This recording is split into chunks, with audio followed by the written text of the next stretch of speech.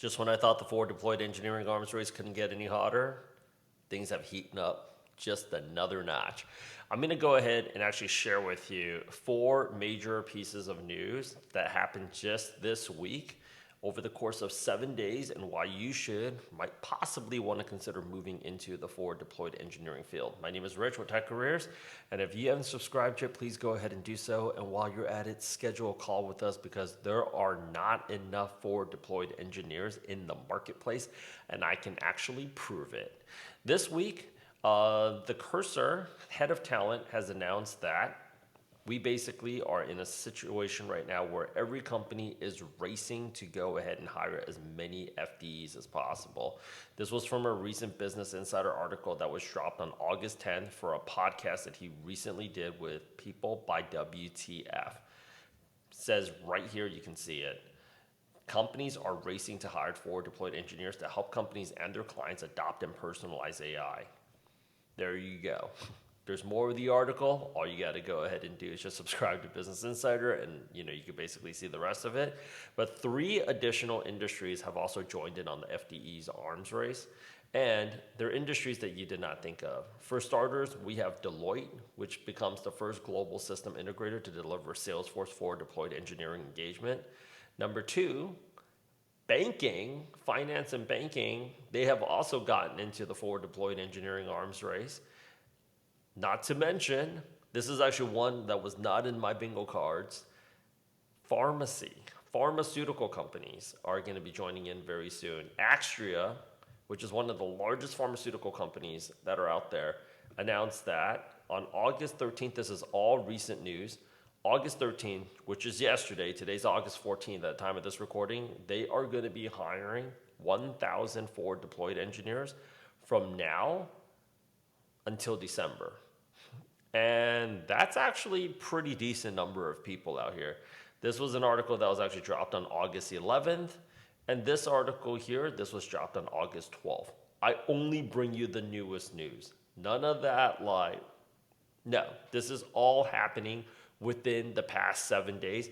And we don't have enough FDEs to go ahead and fill these roles despite the demand. And this is also another article that dropped not too long ago at the end of July that said this. I don't know if you know the executive search firm Christian & Timbers, but in the recruiting world, they're absolutely huge. They said there's only 2,000 engineers in the US with the special cocktail of, this is the trifecta, sector know-how, gravitas, and hands-on applied AI experience needed to help enterprises see a return on their AI expenditures. Not 2,000 that's available. There are 2,000 total that can actually do the job. So let's go ahead and break down. What is sector know-how? Sector know-how is you're talking about engineers that understand a specific industry deeply enough to walk into a boardroom and speak credibly about the industry's actual operational problems, not AI problems in the abstract. We're not talking about surface level problems. We're talking about actual deep-rooted problems. The CFO of these companies, they do not care about model architecture.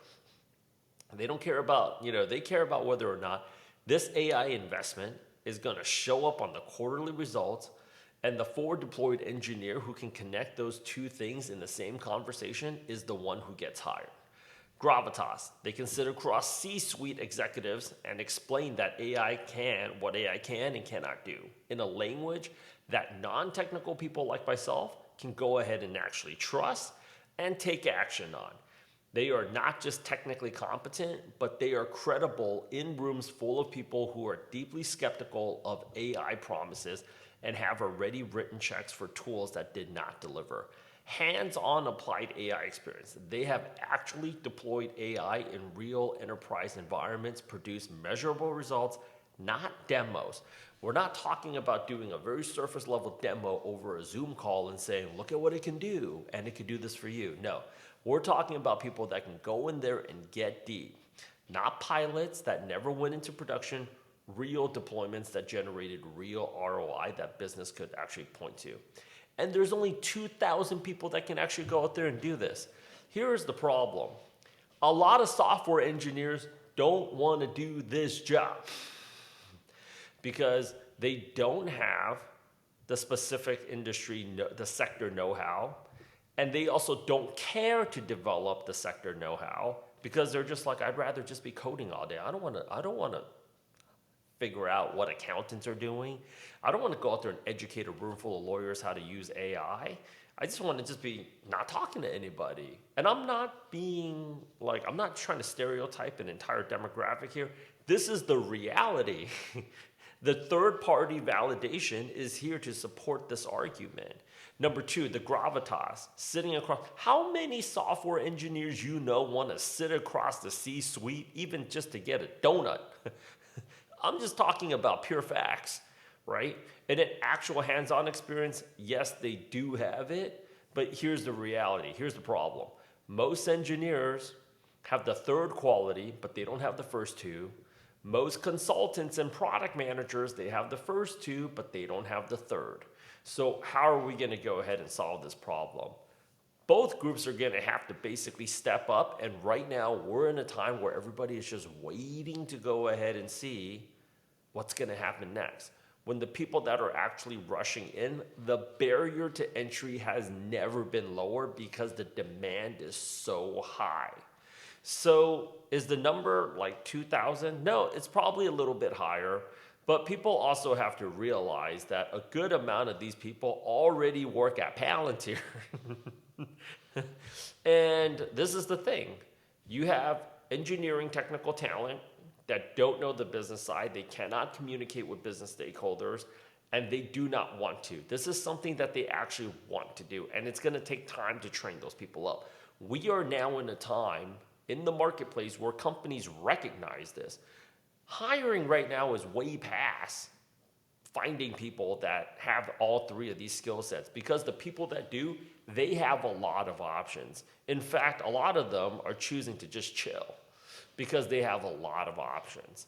So you could spend the next 6 months watching, or you can spend the next 6 months actually developing these real skill sets and getting good. And I sincerely believe that both of these skill sets for both of the demographics are not only learnable, but they're also trainable. You want to know why? Because we've already produced these success results in our program. It's just like anything else. You just have to take the first step, and the first step begins with actually scheduling the call. We also get a lot of non-technical people that are telling us, well, I don't have a technical background. And to this, I say to you, you don't need a technical background, but let's just assume for a second you did. Do you honestly think going into 2027 that no longer owning technical skills is the smart thing to do for your career? You cannot possibly agree with that, because you have other peers that are developing these skills, and they will overlap. They will go out there and basically just speed up ahead of you, way ahead of you, and they will take the best opportunities away. Meanwhile, these roles are paying anywhere between $350,000 all the way up to $1 million. And there's never been a better time to get in, because the frontier AI labs, they're not only hiring like crazy, all of the startups that they have also redeployed their earnings into, they are also hiring like crazy. So the opportunity cost about getting in later versus getting in right now is you're missing out on all of these top tier opportunities that you could have positioned yourself in. And a year or 2 years from now, you could just be playing life on easy mode and living on easy street. But now you're gonna be, if you're gonna choose to wait, you're going to be delaying a lot of the good things. New York, where we're based, now accounts for 35% of the forward deployed engineering postings, surpassing San Francisco at 11%. So even most of the San Francisco-based companies, they are hiring their forward deployed engineers here, which is why I highly, highly encourage you guys to schedule a call with us, because we are hosting an in-person hiring event next Tuesday, August 18th. I can get you more information, but you have to DM me. But 35%, that is more than 1/3 of the postings that are happening for forward deployed engineering is happening here in New York City. The other batch of it, only like about close to 10% of, 11%, let's just round down here, not to bag on San Francisco. San Francisco only's got about 1/10 of the openings, right? This is actually why these roles pay so well. So whatever skills you feel like you don't have, you're probably telling yourself it's impossible to pick it up. I really want to urge you, don't buy into that false belief, because you can learn anything, especially now with AI. Having said that, though, here's the thing that we also want to go ahead and say. For a limited time, we are going to be offering our forward deployed engineering program, our AI product management program, and then also our marketing engineering program, all underneath the same banner, all for the same rate. All you got to go ahead and do is just schedule the call. If you don't know how to schedule a call with us, it's very simple. You click here on the description, or there's a description in the YouTube video that you already have. All you got to go ahead and do is make the first move. Now, we don't know what your background is, so I can't promise everybody that schedules a call we're going to be able to help make this transition. I do know this. If you don't develop these skills now, you're only leaving yourself farther and farther behind, because as soon as everybody wakes up one day and decides to really go ahead and move, you're going to really beat yourself up why you didn't go ahead and do this sooner. It's just like everything else in life. You just have to make the first move. Schedule a call. We would love to talk to you about some of the referrals that we also have as well.